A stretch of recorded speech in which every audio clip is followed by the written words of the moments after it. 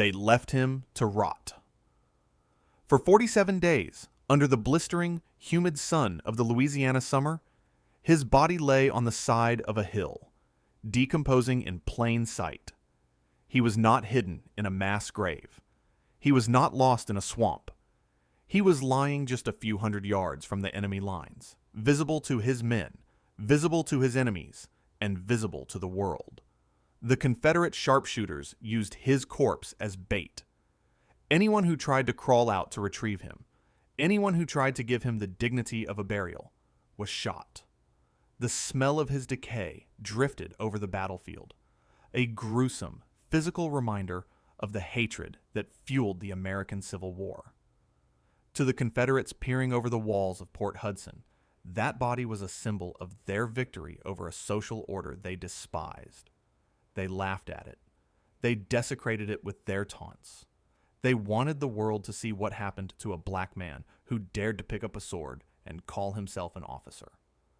But to the black soldiers crouching in the trenches below, watching their leader turn to dust, that body was a holy relic. It was a shrine. It was the physical embodiment of the price of freedom. The man lying on that hill was not a runaway slave. He was not a conscript forced into battle. He was Captain André Cailloux, and before the war, he was the wealthiest, most sophisticated, and most respected black man in New Orleans. He spoke French and English fluently. He wore the finest silk. He boxed like a prizefighter and debated like a philosopher. He had everything to lose: his money, his status, his life, and he gave it all away willingly. They called him the Black Spartacus. And his story is the most tragic, heroic, and infuriating chapter of the Civil War that you have never heard. But before we march into the killing fields of the Mississippi River with Captain Cailloux, I have a question for you. This is a story about a man who was a citizen of the world, a man of French culture and African blood fighting an American war. I want to know where you are standing, witness from today. Whether you are in New Orleans, Paris, Lagos, or a small town in the Midwest, drop your city in the comments below. Let's show the algorithm that the name André Cailloux still commands respect around the globe. To understand why a man like André Cailloux ended up dead on a hillside, you have to understand the strange, contradictory world of New Orleans in the mid-19th century. It was not like the rest of the South. It was a Caribbean city on American soil. And in New Orleans, there existed a unique class of people, les gens de couleur libre, the free people of color. André Cailloux was born into slavery in 1825, but he was manumitted, freed in 1846. Unlike the millions of enslaved people in the cotton fields, Cailloux stepped into a society where black people could own property, run businesses, and even own slaves themselves. He became a cigar maker, and he was brilliant at it. He developed a proprietary blend of tobacco that became famous in the city. He opened a shop. He bought a home. By 1860, André Cailloux was a gentleman. He walked the streets of the French Quarter with his head held high. He was a member of the Friends of Order, a prestigious mutual aid society. He was an equestrian who rode fine horses. He was a boxer who was admired for his strength and sportsmanship. He had made it.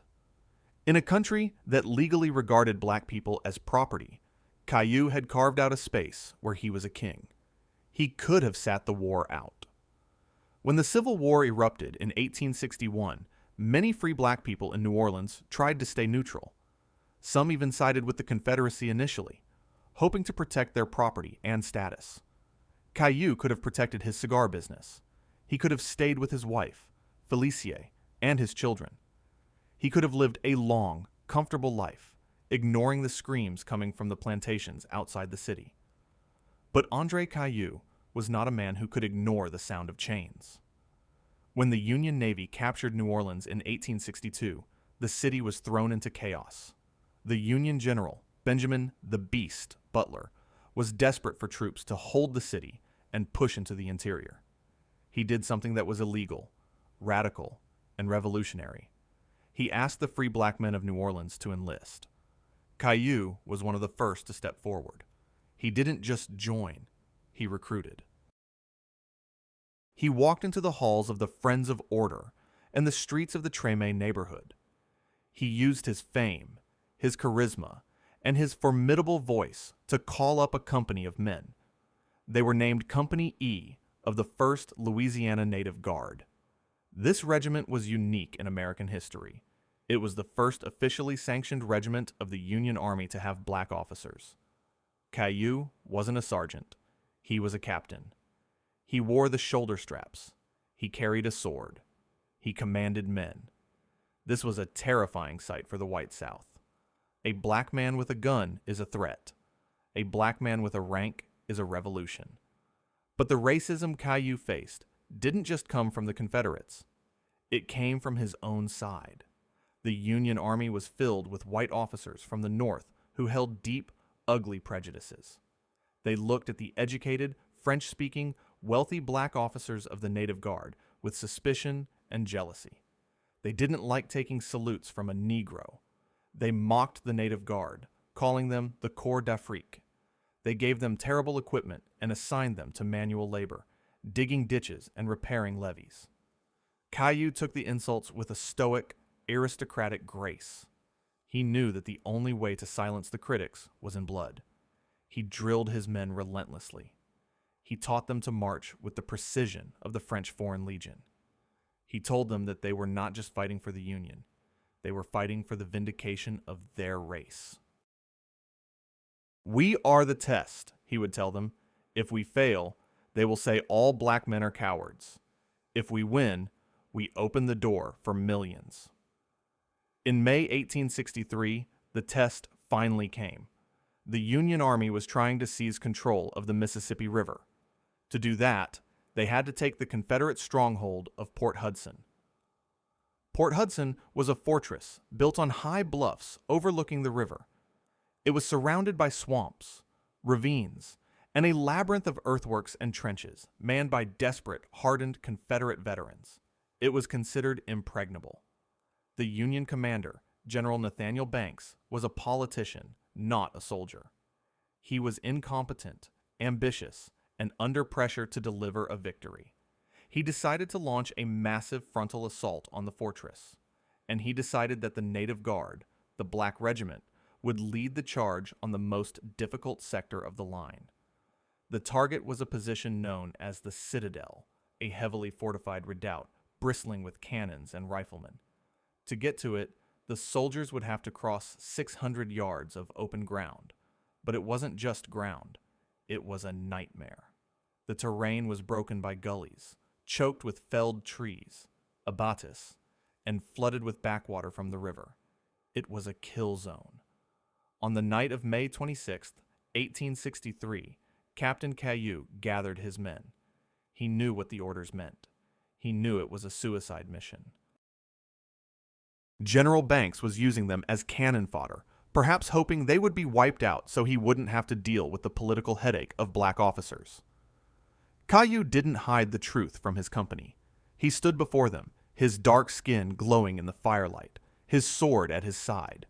He spoke to them in both English and French. He told them that the eyes of the world were on them.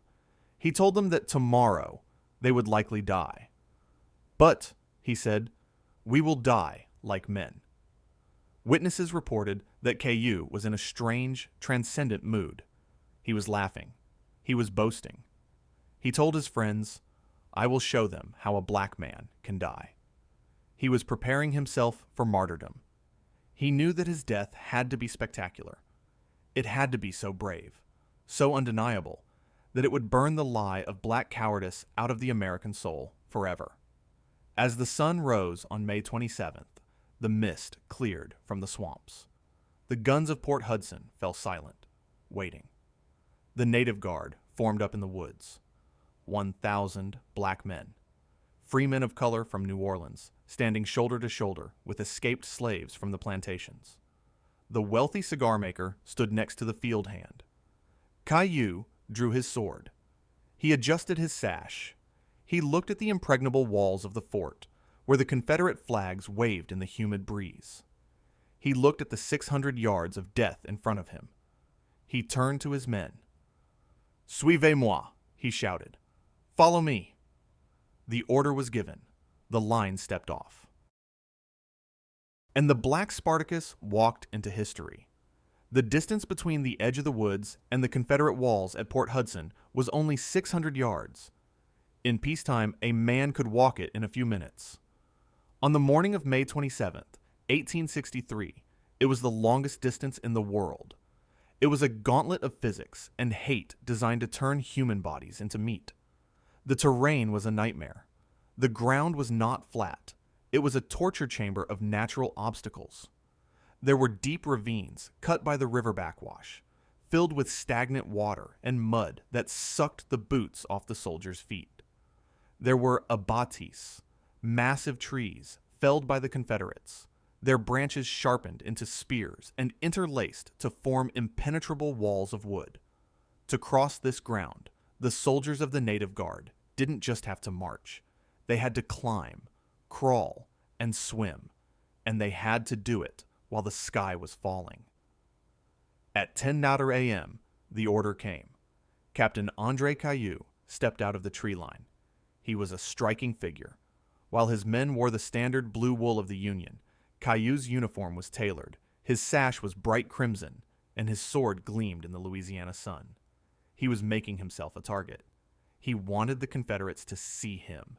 He wanted them to know who was coming for them. "En avant!" he roared. Forward. The 1st and 3rd Louisiana Native Guard surged forward. As they hit the open ground, the Confederate artillery opened fire. The sound was not a bang. It was a physical hammer blow to the chest. Canister shot, tin cans packed with iron balls, turned the air into a swarm of lead bees. Men evaporated. One moment a soldier was running. The next, he was a red mist. But the line did not break. This was the moment the white officers in the rear had predicted would fail. They had bet money that the former slaves would run at the first sound of a cannon. Instead, the black troops closed ranks. They stepped over the bodies of their friends and kept moving. They were driven by a discipline that was terrifying in its intensity. Cailloux was at the tip of the spear. He ran back and forth along the line, ignoring the shrapnel tearing through the air around him. He shouted encouragement in French to the Creole soldiers and in English to the former slaves. "Steady, boys! Eyes front! Don't stop!" They reached the backwater. The water was waist deep, foul and churning with bullets. The soldiers held their rifles above their heads and waded in. The water turned red instantly. Men who were hit sank beneath the surface, drowned by the weight of their gear, their screams bubbling up in the mud. Cailloux was the first one out of the water on the other side. He rallied his company. They were now within range of the Confederate muskets. The air was thick with the sulphurous smoke of black powder, a blinding gray fog that obscured the sun. Then the first bullet found him. A musket ball slammed into Cailloux's left arm. The impact shattered the bone. His arm hung uselessly at his side, swinging like a dead weight. The pain must have been blinding, a white-hot spike driving into his nervous system. A normal man would have fallen. A normal man would have called for a medic. André Cailloux was not a normal man. He didn't stop. He didn't drop his sword. He simply let the broken arm hang and kept running. He raised his good right arm, pointing his sword at the parapets, and screamed even louder. "Follow me! We are almost there!" The sight of this man, this wealthy, sophisticated cigar maker, covered in mud and blood, his arm destroyed, refusing to yield, sent a shockwave through both armies. The black soldiers, seeing their captain defy death, found a new reserve of strength. They charged with a fury that bordered on madness. They clawed at the abatis, tearing the sharpened branches apart with their bare hands. Up on the ramparts, the Confederates were stunned. They had been told that black men were docile, childlike creatures who needed a master to survive. They had been told they were cowards. Now they were looking down the barrel of a revolution. They saw black faces, twisted in rage, coming for them through the smoke. The Confederates reloaded their Enfields with trembling hands. They weren't shooting at slaves anymore. They were shooting at avenging angels. The Native Guard got closer. They reached the base of the bluff. They were within 40 yards of the guns. They could see the faces of the enemy gunners. The slaughter was absolute. The color sergeant, the man carrying the American flag, was cut in half by a shell. Before the flag could hit the ground, a corporal grabbed it. He was shot in the head. Another man grabbed it. He was shot. 6 different men carried the flag that morning. It never touched the dirt. Cailloux was still leading. He was weak from blood loss. His face was pale, his eyes wild. He was shouting, "Discharge! Charge! Bayonets!" And then the final blow came.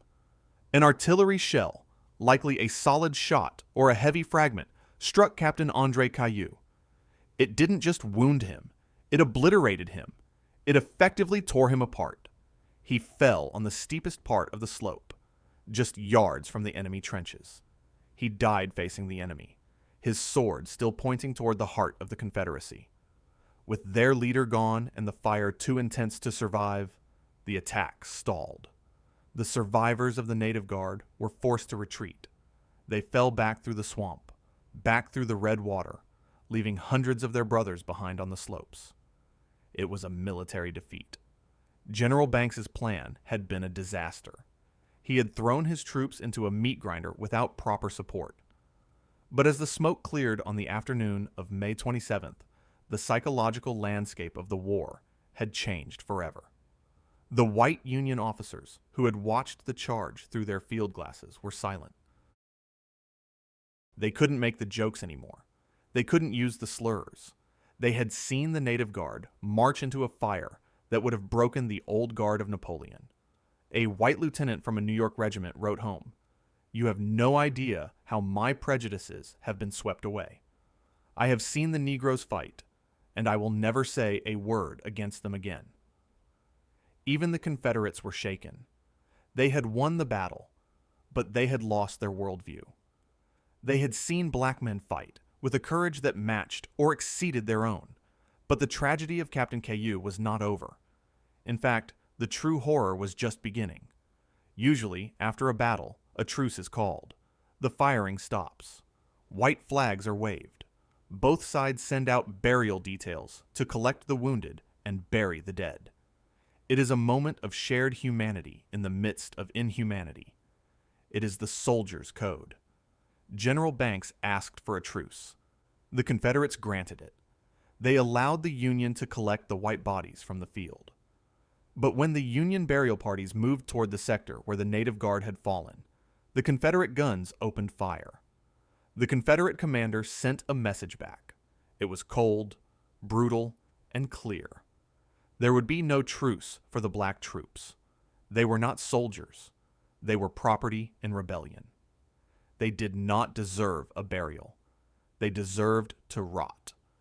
And so, the body of Captain André Cailloux, the hero of New Orleans, the Black Spartacus, was left on the side of the hill. For the men of his regiment, hiding in the woods, it was a torture worse than the battle. They could see him. They could see his uniform bleaching in the sun. They could see the birds circling. They wanted to go get him. They begged their officers to let them launch a rescue mission. But it was suicide. Confederate sharpshooters were watching the body, waiting for anyone foolish enough to try. The corpse of André Cailloux became a hostage. It became a statement. The South was saying, "This is what happens when you forget your place." The battle was over, but the war of nerves had just begun. For 47 days, from May 27th to July 9th, the Union Army laid siege to Port Hudson. It was a time of suffocating heat, relentless mosquito swarms, and the constant grinding noise of artillery. But for the men of the Native Guard, The siege was defined by one singular, unmoving point of reference: the body. Captain André Cailloux lay where he fell, draped across a ridge on the treacherous slope. He was not alone. Hundreds of other black soldiers lay scattered around him in the high grass and the mud. But Cailloux was the focal point. He was the officer. He was the symbol. And as the days turned into weeks, and the weeks into a month, the process of nature took its gruesome course. In the humid, semi-tropical climate of Louisiana, decomposition is rapid. The men in the trenches below watched through their field glasses as their captain transformed. They watched as his skin turned from the rich, dark brown they knew to a swollen, bruised purple, and then to black. They watched as the insects descended. They watched as the birds circled. They watched as the flesh fell away and the white bone began to show through the tatters of his fine blue uniform. It was a slow-motion desecration, and it was intentional. The Confederate commander, General Franklin Gardner, had refused the truce for the black troops. He knew exactly what he was doing. He was using the bodies as a psychological weapon. He wanted the black soldiers to see the rot. He wanted them to smell it. The stench of the unburied dead drifted down into the Union lines, a thick, cloying miasma that coated the back of the throat and made the food taste like ash. It was a message carried on the wind. This is your future. You are meat. The black soldiers of the Native Guard seethed with a rage that is hard to describe. In the military, the recovery of the dead is a sacred duty. Leave no man behind is not just a movie slogan. It is the glue that holds a unit together. To be forced to sit in a trench and watch your leader decompose is a torture designed to break discipline. Soldiers tried to crawl out at night to get him. They would slip over the parapets, moving on their bellies through the swampy ground. But the Confederates were waiting. They had sharpshooters trained on the body. They used Cailloux as bait. When a Union soldier got close, a rifle would crack, and another body would be added to the pile. After losing more men trying to retrieve a corpse, the officers finally ordered the attempts to stop. So, Cailloux remained. He became the Ghost of Port Hudson. Even in death, he seemed to be leading the charge. His sword, or what was left of it, was still near his hand. His face was turned toward the enemy. He was a sentinel of the dead, holding the ground that the living could not take. But while his body was rotting in the south, his name was catching fire in the north. The story of the charge traveled up the Mississippi River. It reached the telegraph offices, and then it exploded onto the front pages of the northern newspapers. For the first 2 years of the war, the northern press had been skeptical of black troops. They had published cartoons mocking them. They had written editorials questioning their bravery. But the reports from Port Hudson silenced the critics. You cannot mock a man who charges a cannon with a broken arm. The New York Times, the paper of record, ran a story that changed the national conversation. It described Cailloux's education, his wealth, his fine presence. It described his heroism in vivid detail. And it concluded with a sentiment that would have been unthinkable a year earlier. The eyes of the world were upon them, and they were heroes. Other papers followed. Harper's Weekly published illustrations of the charge. The name Cailloux became a rallying cry. In the churches of Harlem and Philadelphia, preachers gave sermons about the Black Spartacus. They compared him to Toussaint Louverture. They used his death to shame the white politicians who were still arguing against equal pay and equal rights. Cailloux accomplished in death what he had struggled to do in life. He made the white North see him. He forced them to acknowledge that a black man could be a gentleman, an officer, and a martyr. He became the first national black hero of the Civil War. Back at Port Hudson, the siege dragged on. The Confederates were starving. They were eating mules, then rats, then boiled leather. The Mississippi River was firmly in Union hands, cutting off their supplies. Vicksburg, the other great Confederate fortress up the river, was also under siege by Ulysses S. Grant. The end was inevitable. It was just a matter of time. For the Native Guard, the waiting was agony. They sat in their trenches, enduring the heat, cleaning their rifles. They were different now. The charge had changed them. They weren't just former slaves or free men of color. They were veterans of a bloodbath. They had looked into the abyss. They had a hardness in their eyes that unnerved the white Union troops who camped nearby. The white soldiers, who had previously mocked the Corps d'Afrique, stopped laughing. You don't laugh at men who walked into a meat grinder. A grudging respect began to form. White sentries would salute the black officers. It wasn't equality, but it was a start. It was the recognition of shared suffering. Finally, on July 4th, 1863, Vicksburg fell to Grant. When the news reached Port Hudson a few days later, General Gardner knew it was over. There was no point in holding out. On July 9th, 1863, the white flags went up. The longest siege in American military history was over. The Confederate garrison marched out to surrender. They were emaciated, ragged, and defeated. They stacked their arms. But the men of the Native Guard didn't care about the ceremony. They didn't care about the surrender terms. As soon as the guns fell silent, they grabbed their shovels and they ran. They didn't run to the Confederate camp to loot. They ran to the hill. They ran to the place where, 47 days earlier, they had seen their captain fall. The scene that awaited them was macabre. The battlefield was a boneyard. The grass had grown tall, weaving through the rib cages of the fallen. Equipment was rusted. The stench had faded into the dry, dusty smell of old death. They found him. It wasn't easy. After 47 days of summer heat, rain, and insects, André Cailloux was little more than a skeleton held together by the threads of a uniform. But they knew him. They recognized the ring on his finger, a ring from the Friends of Order. They recognized the shreds of the crimson sash. They recognized the sword. They fell to their knees. Grown men, hardened by war, wept openly. They touched the hem of his ruined coat. It was a religious moment. They were reclaiming their king. They gently lifted his remains. They placed him in a coffin, a real coffin, not a canvas sack. They treated him with the tenderness of a mother holding a child. They carried him off the field, past the silent Confederate prisoners who watched with a mixture of shame and awe.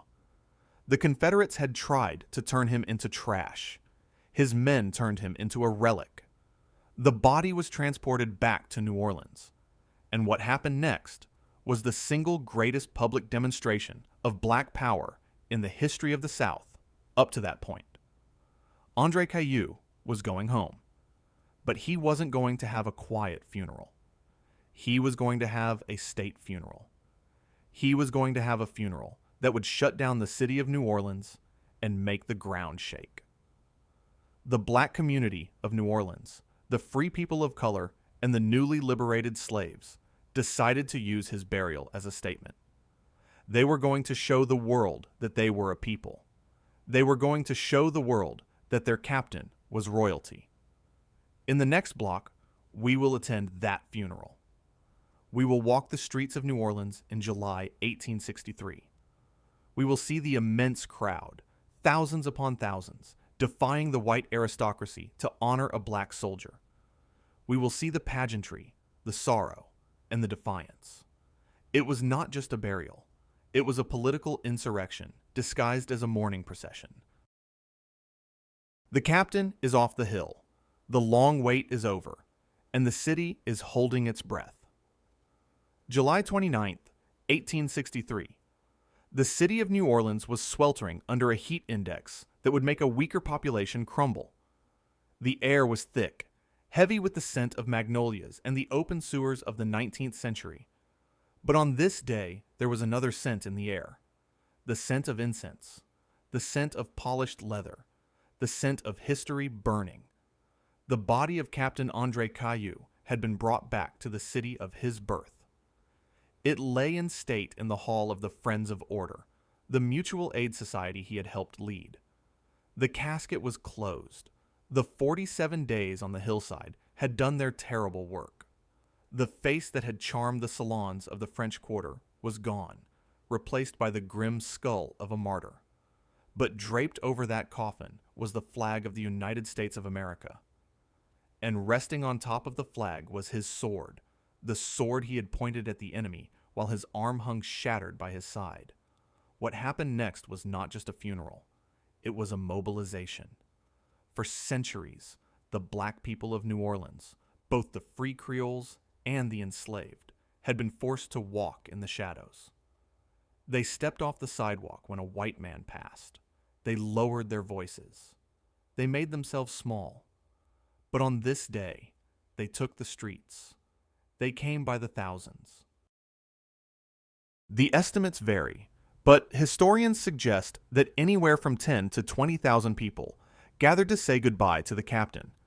It was, up to that point, the largest funeral for a black person in the history of the United States. It was a river of humanity that flooded the Esplanade Avenue, the grandest boulevard of the white aristocracy. The procession stretched for more than a mile. At the front were the soldiers, the survivors of the Native Guard. Men with bandages on their heads and arms in slings marched with a slow, solemn cadence. They were not marching as subordinates. They were marching as the Praetorian Guard of a fallen king. Their rifles were reversed, a symbol of mourning, but their eyes were fixed forward. Behind them came the societies, the Friends of Order, the Arts and Mechanics Association, dozens of black fraternal organizations, dressed in their finest regalia, black suits, silk-top hats, white gloves, ceremonial sashes. These were the men of property and intellect, the black elite who had been told they were not citizens. Today, they looked like royalty, and behind them came the people, the formerly enslaved, the refugees, the dock workers, the market women. They wore rags, but they wore them with the dignity of robes. They wept openly. They sang hymns. They carried flowers, so many flowers that the hearse looked like a moving garden. To the white residents of New Orleans, peeking nervously through their shuttered windows, this spectacle was terrifying. They had spent their lives believing that black people were disorganized, incapable of unity, and naturally servile. Now they looked out and saw a disciplined, massive, and powerful army of mourners taking over their city. They saw a community that had organized itself without white permission. It was a visual confirmation that the Old South was dead. The service itself was an act of rebellion. It was conducted by Father Claude Paschal Maistre. Maistre was a white Catholic priest, but he was a radical abolitionist. He had defied the Archbishop of New Orleans, who supported the Confederacy. He preached equality. He ministered to the enslaved. For his crimes, he had been censured by the church, but he didn't care. He stood before the casket of André Cailloux and performed the High Requiem Mass. He spoke of Cailloux not as a servant, but as a hero. He spoke of his virtue, his bravery, and his sacrifice. In a city where it was illegal to teach a black man to read just a year prior, a white priest was eulogizing a black officer as a savior of the nation. The funeral procession moved toward St. Louis Cemetery No. 2. The brass bands played. This was New Orleans. Death is accompanied by music. But the music was slow, heavy, a dirge that vibrated in the chest. The muffled drums beat out a rhythm that sounded like a heartbeat, slowing down. Dum, dum, dum. As the hearse passed, black spectators lined the streets 3 deep. They threw flowers in its path. They held up their children to see the coffin. "Look," they whispered, "that is the man who died for us." It is impossible to overstate the psychological impact of this moment. For a young black boy in 1863, seeing a black man honored with a state funeral, with white Union generals riding in the procession, saluting the coffin, was a paradigm shift. It rewrote the possibilities of his own life. It told him that he was not trash. He was treasure. The New York Times correspondent covering the funeral wrote, "The cortege was one of the most imposing ever seen in this city." Note the language. Not imposing for a Negro funeral. Imposing, period. Cailloux had forced the white press to drop the qualifiers. When they reached the cemetery, the coffin was slid into a wall vault, the traditional New Orleans method of burial. The stone was sealed. The guns fired a final salute. The smoke drifted over the white marble tombs. André Cailloux was at rest. But his work was just beginning. The funeral of Captain Cailloux became a catalyst for the recruitment of black soldiers across the North. The story of the Black Spartacus was printed in pamphlets and distributed in Pennsylvania, Massachusetts, and Ohio.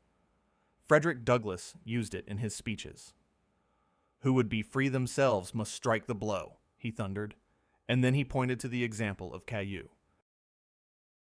The courage shown at Port Hudson, symbolized by Cailloux's body, shamed the federal government into equalizing the pay for black soldiers, though it would take another year of fighting to actually happen. It pushed Congress toward the 13th Amendment. It proved that black men were willing to pay the ultimate price for a country that had not yet paid them back. But there is a bitter aftertaste to this glory. As the years passed and Reconstruction gave way to the darkness of Jim Crow, the memory of that funeral began to fade from the official histories. The white South reclaimed New Orleans. They built monuments to Robert E. Lee and Jefferson Davis.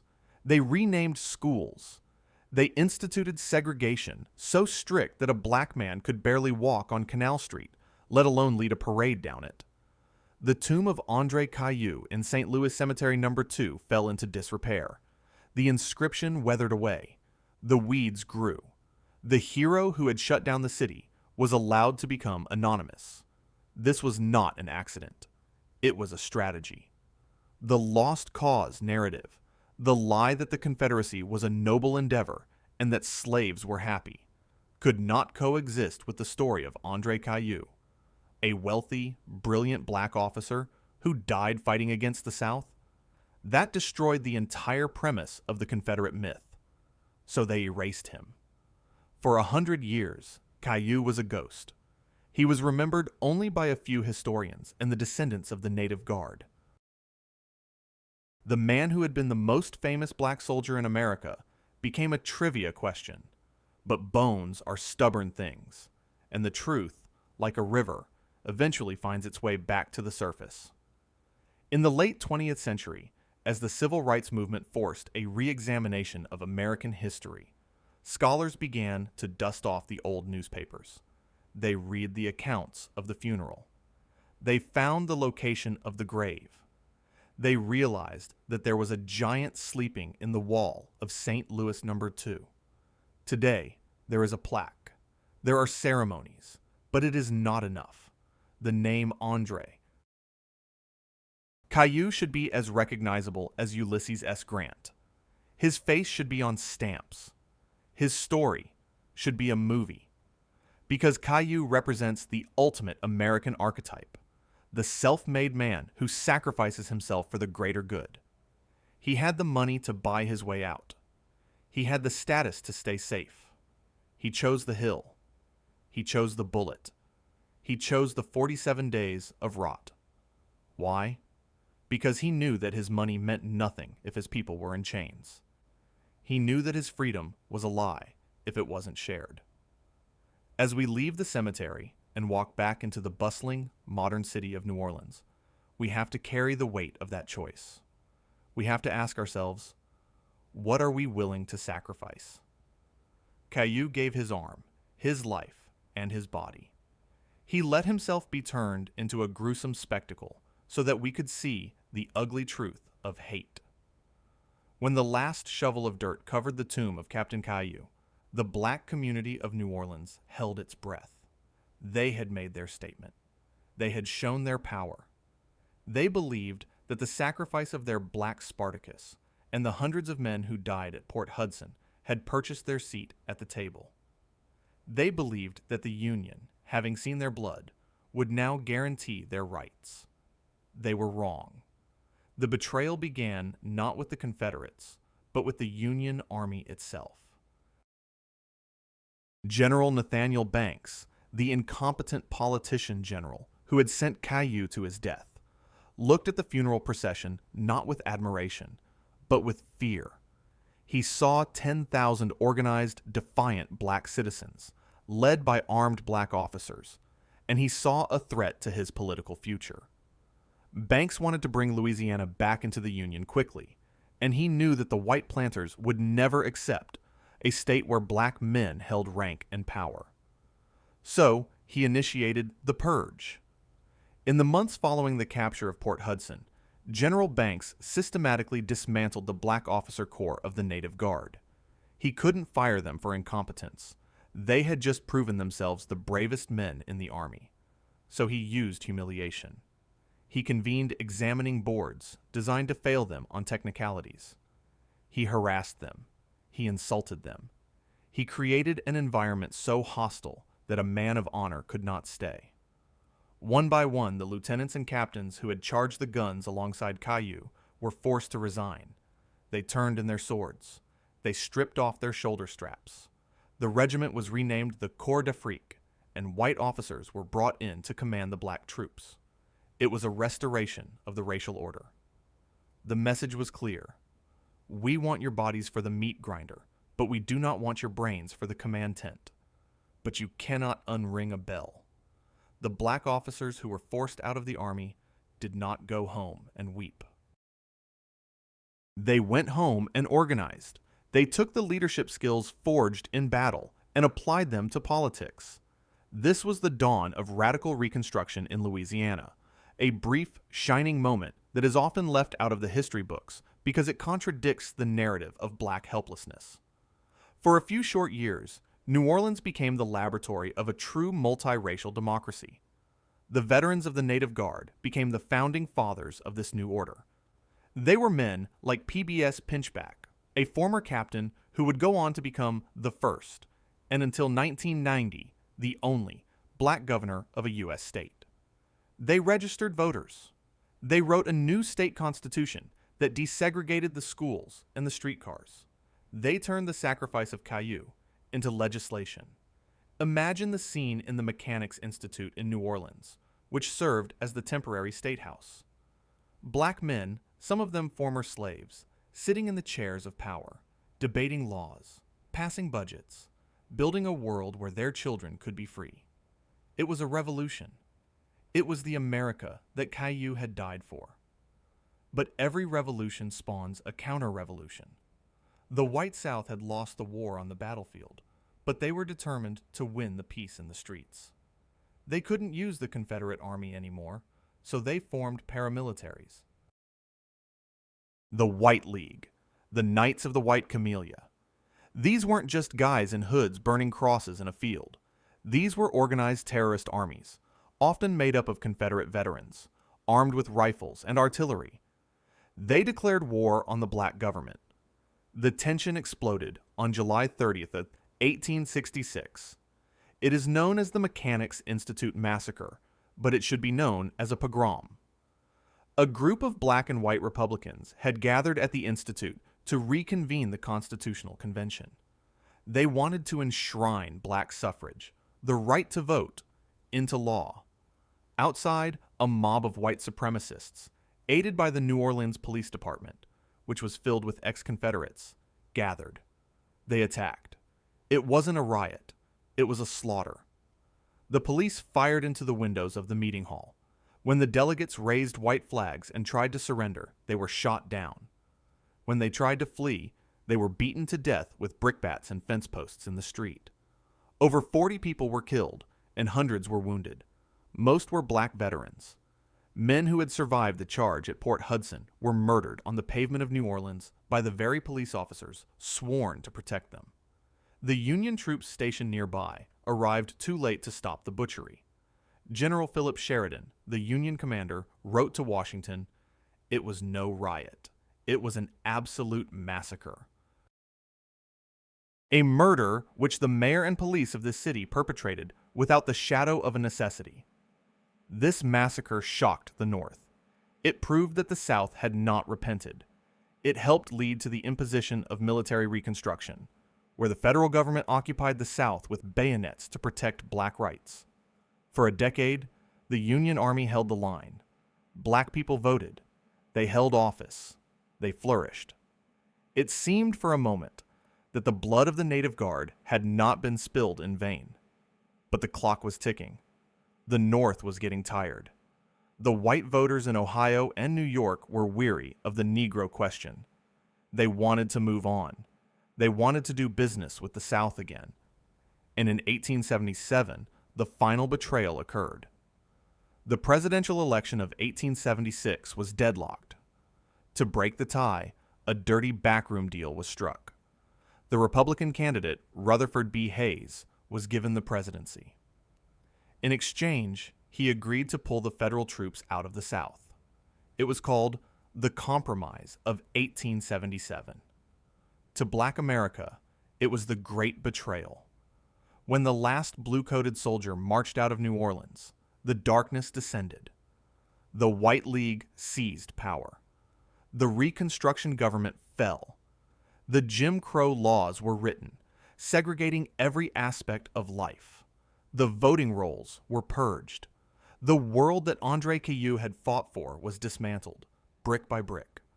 The memory of the black officers was erased. The history books were rewritten to depict Reconstruction as a time of corruption and chaos, and the Ku Klux Klan as the saviors of Southern heritage.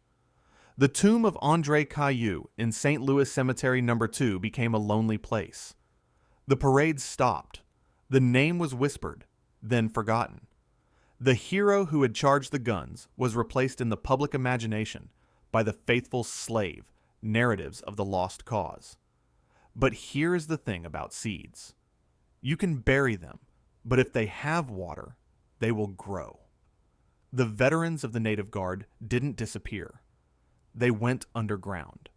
They formed benevolent societies and social clubs that were fronts for political organizing. They kept the memory alive in the oral tradition.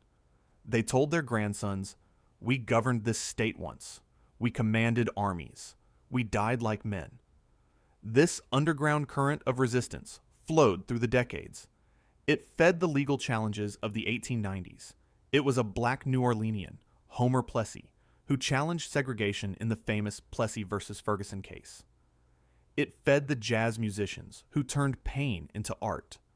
It fed the civil rights movement of the 1950s. The tragedy of the post-war era is not that black people failed. It is that they succeeded, and they were destroyed for it. They proved they could govern. They proved they could build. And that proof was so terrifying to the white supremacy of the time that it had to be met with overwhelming violence. As we look back at the aftermath of Cailloux's death, we see the pattern of American history. Progress followed by backlash. Advance followed by retreat. The body on the ramparts at Port Hudson was a warning of the violence of the war. The massacre at the Mechanics' Institute was a warning of the violence of the peace. But through it all, the spirit of the captain remained. He had set a standard. He had shown that a black man could be the protagonist of his own life. In the next block, we will jump forward. We will look at how the memory of the Native Guard was rediscovered. We will visit the battlefield of Port Hudson today, a place that is haunted by the ghosts of the charge. And we will begin to formulate the final argument that André Cailloux is not just a Civil War hero. He is the grandfather of the modern struggle for equality. The guns are silent. The politicians have made their deals. But the ghost is still watching from the hill, and he is waiting for us to finish what he started.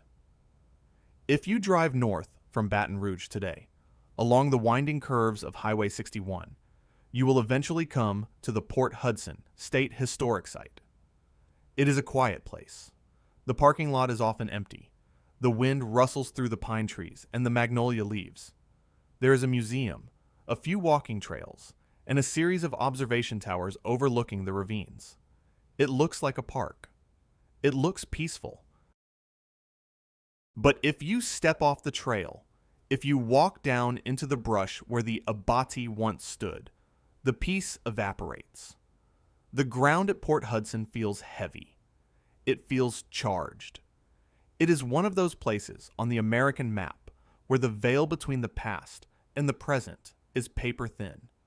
You are standing in a graveyard that was never fully cleared. For over a century, the story of what happened on those slopes was curated by the losers of the war.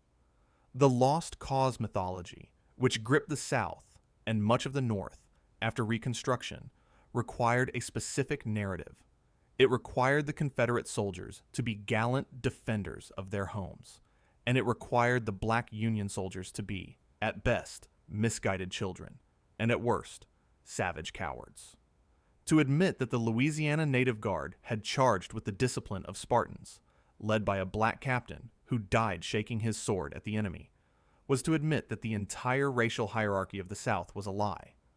So, the story of André Cailloux was surgically removed from the collective memory. Think about the movie Glory. It is a masterpiece.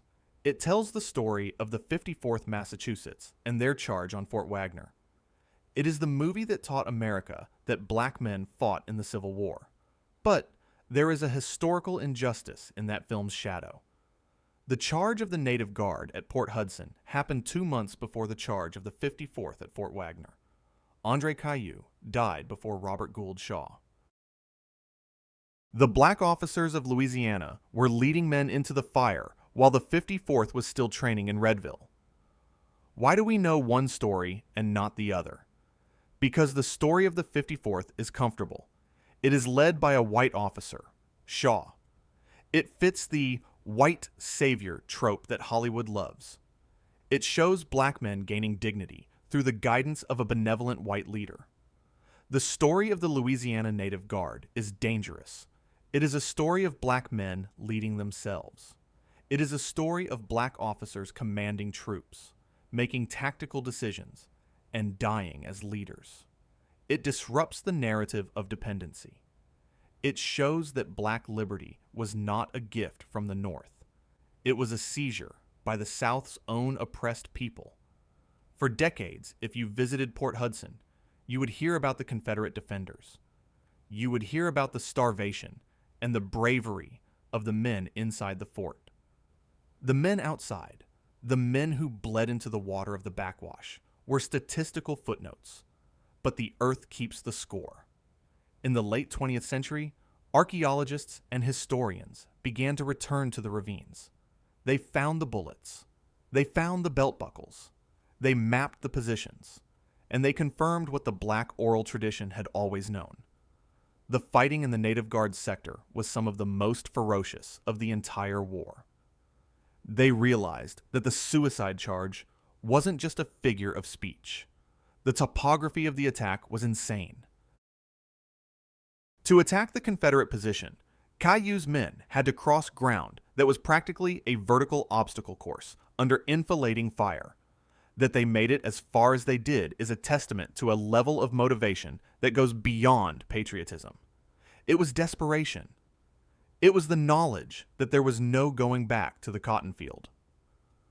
The rediscovery of André Cailloux is part of a larger reckoning. It is the realization that the Civil War was not a brothers' war between white men, with black people as passive scenery. It was a revolution, and Cailloux was its Che Guevara. But unlike modern revolutionaries, Cailloux was a man of the establishment. He was wealthy. He was Catholic. He was a gentleman. This makes his sacrifice even more profound. He destroys the stereotype that only those with nothing to lose will fight. Cailloux had everything to lose. He had the American dream before it was even called that, and he traded it for a hole in the ground. As we stand on the observation tower at Port Hudson today, looking down at the killing field, we have to confront the uncomfortable question of value. During the truce of 1863, the Confederates allowed the Union to pick up the white bodies, but forced them to leave the black bodies. They placed a value of 0 on the remains of Cailloux. Today, we like to think we have moved past that. But have we? Look at our monuments. The South is still littered with statues of Confederate generals, traitors who fought to preserve slavery.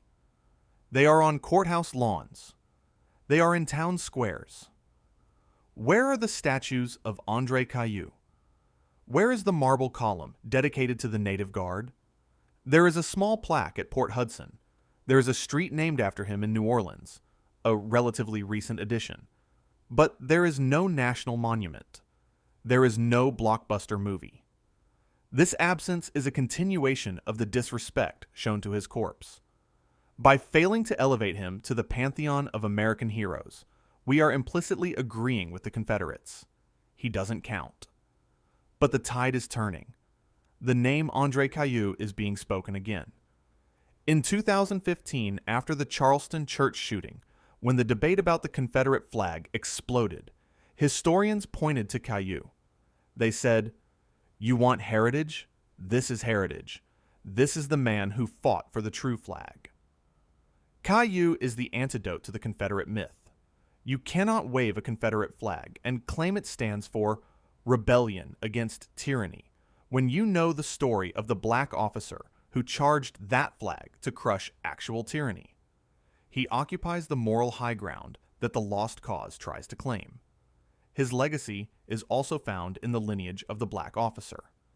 The men who were purged by General Banks didn't vanish. They set a precedent. They proved that black men could master the art of war.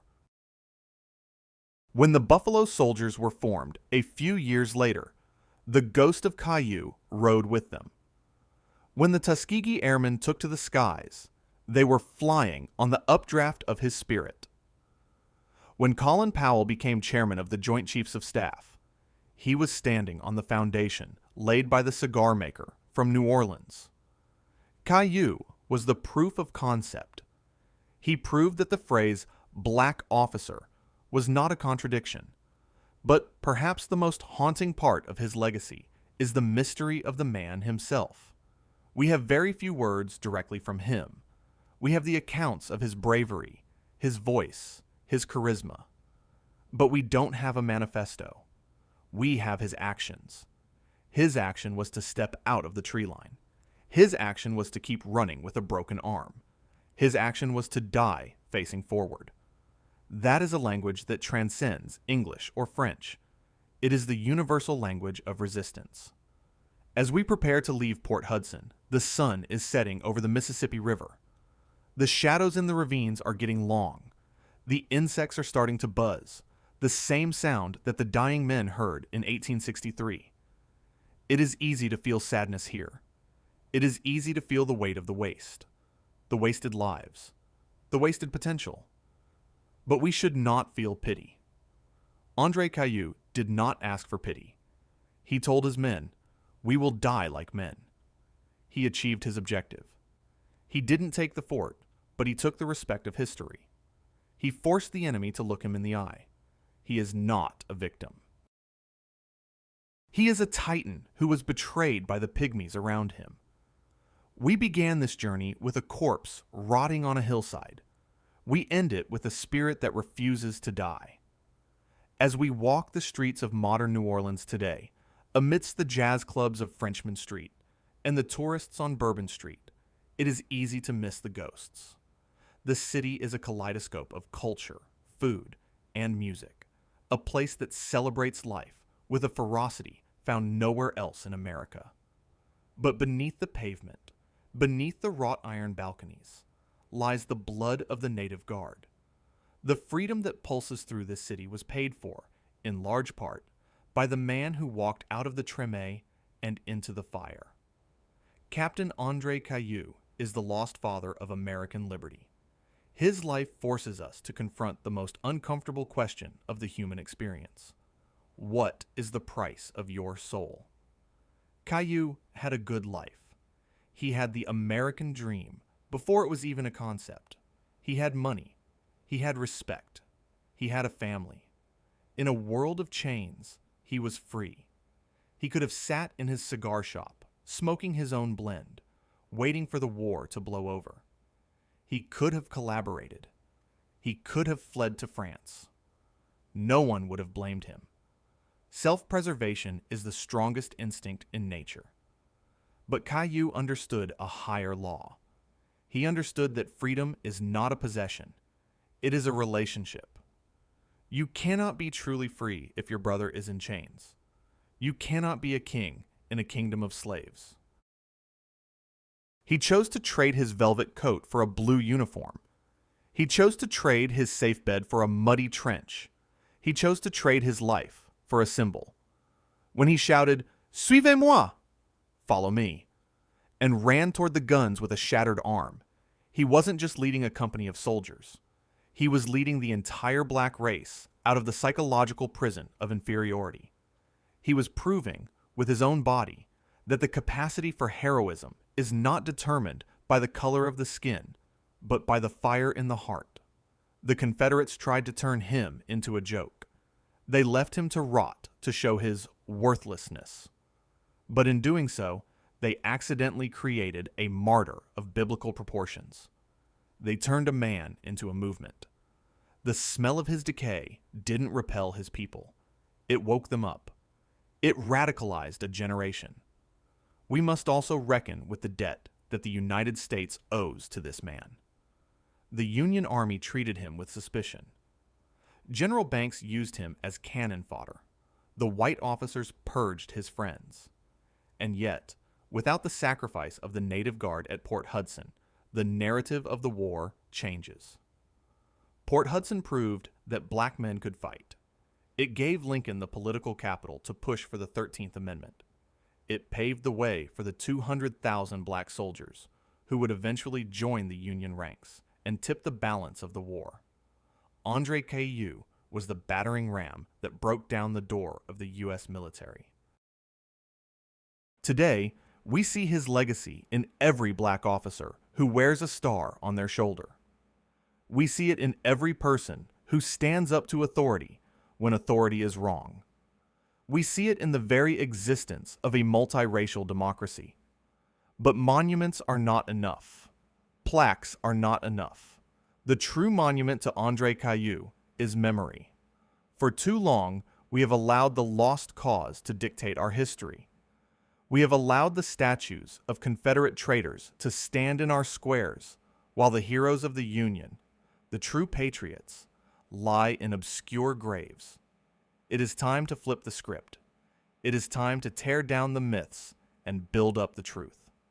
We need to teach our children that the Black Spartacus wasn't a fictional character. He was a cigar maker from New Orleans who stared down the artillery of an empire and didn't blink. As you sit here watching this, you have a choice. You can let this story fade back into the digital noise. You can go back to the comfortable, sanitized version of history where Lincoln freed the slaves with a piece of paper and everyone went home happy. Or you can accept the burden of the truth. The truth is that freedom is messy. It is bloody. It smells like rot and gunpowder. It requires men like Cailloux to die in agony so that we can live in peace. The truth is that the war isn't over. The fight for equality, for dignity, for the right to be seen as fully human, that fight continues in the courtrooms, the classrooms, and the streets of America today. The White League may be gone, but the ideology that powered it, the ideology that said Cailloux's body wasn't worth burying, still lingers in the dark corners of our society.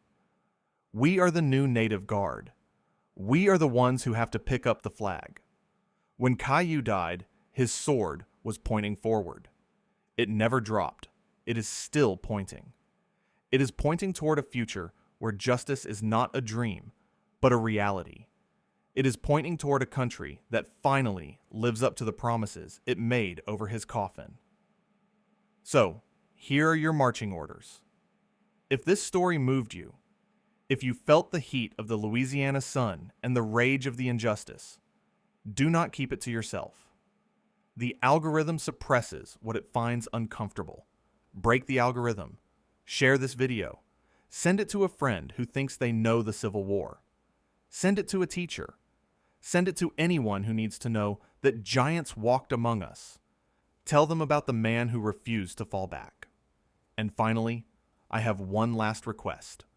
A final salute to the captain who died alone so that we could be together. The motto of the Native Guard was simple, but on that day in May, Cailloux gave them a new one, a command that echoes through the centuries. Go to the comment section right now.